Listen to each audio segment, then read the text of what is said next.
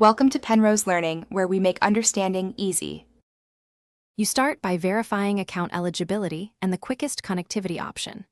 Log into your carrier app or call support to add a short-term roaming package.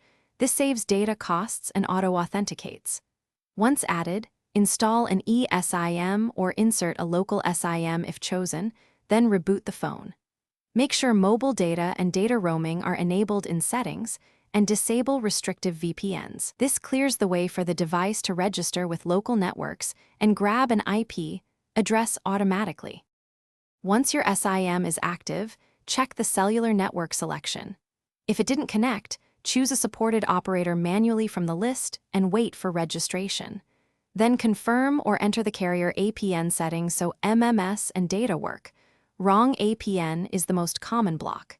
Next, open your main apps and sign back in where needed, and enable Data Saver or restrict background sync. This prevents unexpected charges and ensures you use allotted roaming data for what matters most while traveling. You finish by testing a site or running a quick speed test to confirm connectivity and latency. This verifies DNS and routing are functional. If you see no signal, restart the phone and reinsert the SIM or toggle the eSIM profile. Sometimes registration needs a fresh handshake. If problems persist, call the carrier support, give your MA, roaming package ID, and recent error messages.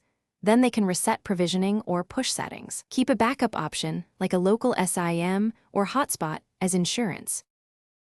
Thanks for watching. If this was helpful, leave a like and consider subscribing. See you next time.